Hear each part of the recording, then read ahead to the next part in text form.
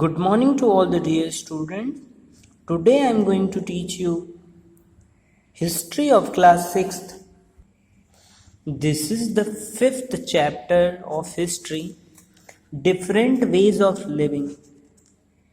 जीने के भिन्न प्रकार या जीने के भिन्न तरीके। ये चैप्टर हमें इंडो आर्यंस के बारे में बताएगा। यानी ये चैप्टर जो है उसमें हम आर्यंस के बारे में पढ़ेंगे। जो आर्यन लोग थे ये सेंट्रल एशिया में रहते थे, कैस्पियन सी के चारों तरफ, लेकिन फूड और शेल्टर की कमी के कारण, भोजन के कमी के कारण उन्होंने उस स्थान को छोड़ दिया और फिर वो यूरोप और इंडिया की तरफ आगे बढ़े भोजन की तलाश में, और हिंदू कुश के रास्ते से वो इंडिया में पहुँचे। जब ये भारत में आए तो इन्हें इंडो आर्यंस कहा गया। पहले तो ये पंजाब में बस गए, फिर जैसे जैसे सिविलाइजेशन आगे बढ़ी, सभ्यता आगे बढ़ी, इस काल को वैदिक सिविलाइजेशन कहा जाने लगा। वैदिक सिविलाइजेशन के बारे में पढ़ें उससे पहले हम वैदिक लिटरेचर के बारे में पढ़ते हैं। वेदों का नाम आपने सुना होगा। वेद शब्द अंग्रेजी के विद शब्द से मिलकर बना हुआ है, जिसका मतलब होता है बुद्धिमत्ता या ज्ञान। आप सभी जानते हैं कि 4 वेदास हैं, 4 वेद हैं। ब्राह्मण्स ग्रंथ, आर्यन, उपनिषद, ये सब ग्रंथ हैं। ये सब बहुत ही सैक्रेड लिटरेचर है। सैक्रेड लिटरेचर का मतलब होता है पवित्र ग्रंथ हैं। और इन सब को क्या कहा जाता है? इन सब लिटरेचर को वैदिक लिटरेचर कहा जाता है। वेद की संख्या 4 है: ऋग्वेद, सामवेद, यजुर्वेद और अथर्ववेद। सबसे पुराना वेद जो है वो ऋग्वेद है। इसमें 1028 प्रेयर्स हैं जो कि भगवान, देवी और देवताओं के प्रशंसा के लिए लिखे गए हैं। सामवेद जो है वो प्रीस्ट क्लास के लिए है। इसमें कई सारे मंत्र गाए गए हैं, लिखे गए हैं। यजुर्वेद में जो है इसमें सैक्रिफाइस के बारे में यानी बलिदान के बारे में बताया गया है। यजुर्वेद जो है ये एक ऑर्डिनरी यजुर्वेद जो है इस ऑर्डिनरी सैक्रिफाइस के बारे में बताता है, त्याग के बारे में। Atharvaveda is the collection of song, spell, magic and charms. और जो अथर्ववेद है ये magics, songs, charms, evil spirit के बारे में इसमें बताया गया है। बुरी आत्माओं या मैजिकल चार्म्स जो होते हैं उसके बारे में बताया गया है। ये जो वेद हैं ये उस समय के रिलीजियस, सोशल, पॉलिटिकल लाइफ के बारे में बखूबी बताते हैं या उनके बारे में इंफॉर्मेशन हमें देते हैं।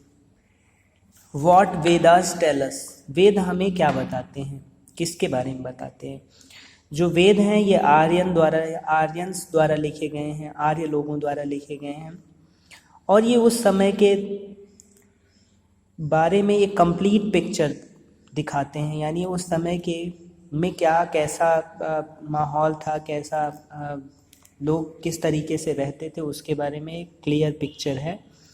और किस तरीके से आदमियों का या इंसानों का, उस समय के लोगों का विश्वास देवी देवताओं पर कैसा था, किस तरीके की रिलीजियस प्रैक्टिस वो करते थे उसके बारे में, और उनके जीवन, लाइफ स्टाइल के बारे में भी बताता है।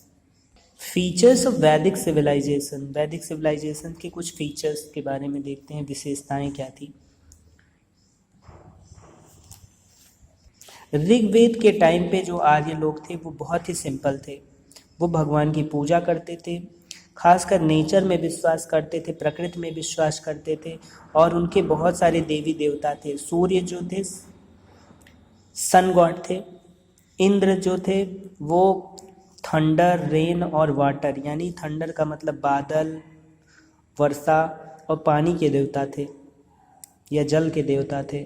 और ये बहुत ही ज़्यादा पॉपुलर गॉड थे। इंद्र बहुत ही पॉपुलर गॉड थे क्योंकि ये बरसात कराते थे और बरसात से पृथ्वी इस पे क्या आती थी, समृद्धि आती थी।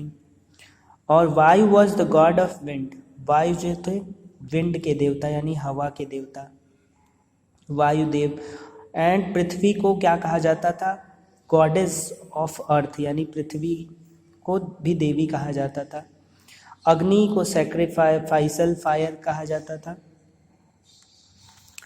और आर्यन लोग क्या करते थे, देवी देवताओं की पूजा करते थे, बलिदान करते थे, यज्ञ करते थे। वो यज्ञ में क्या करते थे, यज्ञ में घी, दूध, ग्रेन्स और जूस अर्पण करते थे देवताओं को। और धीरे धीरे जैसे समय बीतता गया ये आर्यन लोग बहुत ही पावरफुल हो गए। और बाद के समय में देवताओं को बड़ी मान्यता मिल गई। इसमें देवता कौन कौन से थे, ब्रह्मा, विष्णु और शिव, जो कि आज भी हम पूजा उनकी करते हैं। राम और कृष्ण भी समय के अनुसार जैसे जैसे समय परिवर्तित हुआ, राम और कृष्ण की भी पूजा होने लगी, जिसमें कर्म और मोक्ष के बारे में उपनिषद हमें बताते हैं। Political organisation. अब देखिए, राजा जो होता था वो मुख्य होता था और उस अपने पावर को एक्सरसाइज करने के लिए वह बहुत सारे अपने अधिकारियों को रखता था। जैसे सेनानी था वो कमांडर होता था आर्मी का, पुरोहित जो होता था वो पुजारी होता था, ग्रामीणी जो होते थे गांव का हेड होता था, उसे ग्रामीणी कहा जाता था। और वो गांव में क्या करता था, गांव का हेड होता था, विलेज का हेड होता था। और वह क्या करता था, उसकी एक सेना की टुकड़ी होती थी, जब कभी भी राजा को ज़रूरत पड़ती थी तो वो उसकी सहायता करता था। दो तरह की समितियां थी उस समय, एक को असेंबलीज थी जिसको समिति और सभा कहा जाता था।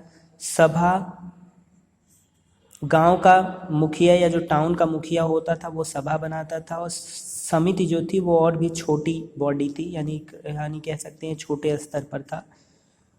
और इसमें भी जो लोग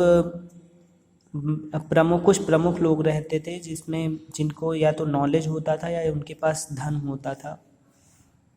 वैदिक सोसाइटी कैसी थी, समाज उस समय का कैसा था।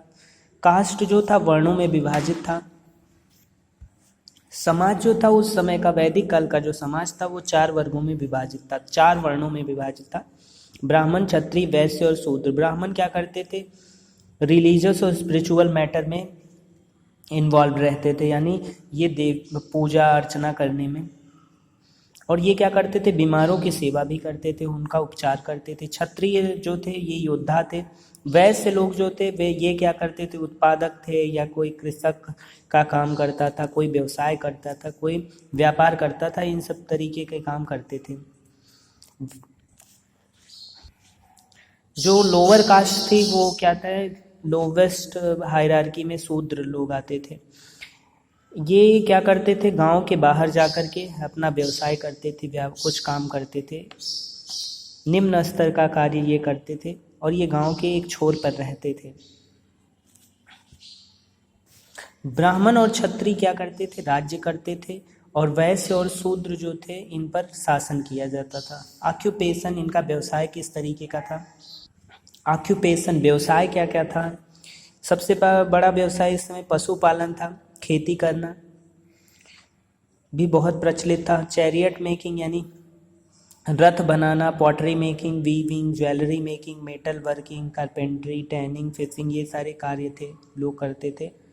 और प्रीस्ट लोग क्या करते थे, रिलीजियस ऑक्यूपेशन करते थे, इनका व्यवसाय कुछ मतलब पूजा कराना ये सब था। वेद पढ़ाते थे और कुछ मेडिसिनल हर्ब्स या प्लांट्स के बारे में लोगों को बताते थे। जब कोई बीमार पड़ता था तो वो उनको दवाएं देते थे।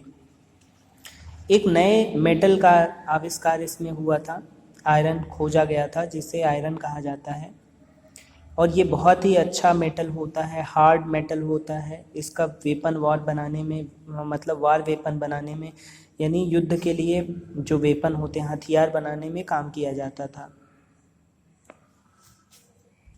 समाज में जो लोग मेटल वर्क करते थे यानी मेटल धातुओं का काम करते थे उन्हें काफ़ी रिस्पेक्ट मिलता था।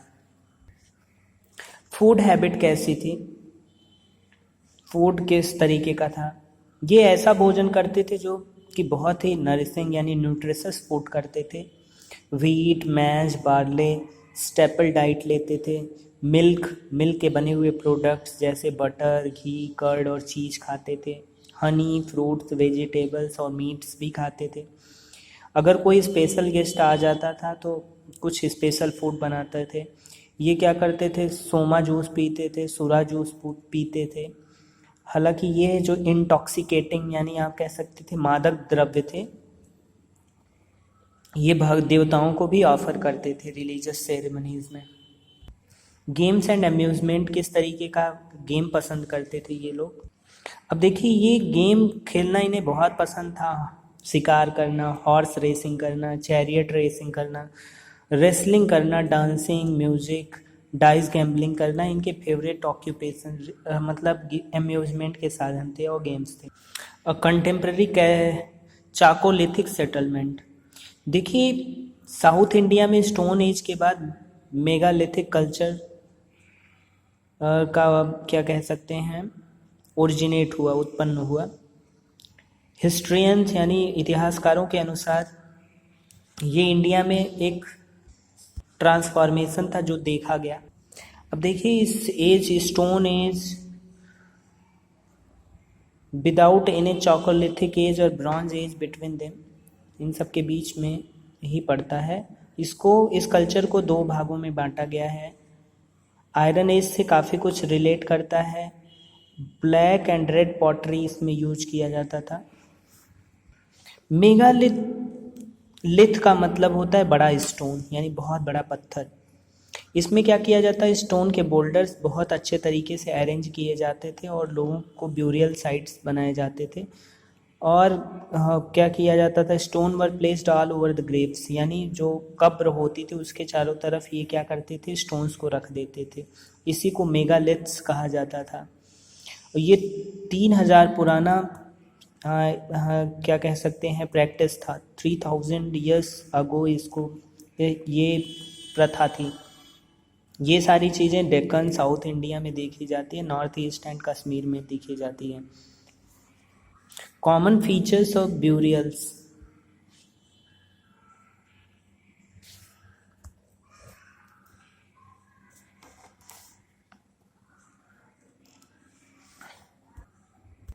सभी ब्यूरियल्स की कुछ कॉमन फीचर्स होती थी। डेड लोगों को वहाँ मतलब दफनाया जाता था। उनके पास कुछ पॉट्स यानी बर्तन, ब्लैक एंड रेड वेयर रखे जाते थे।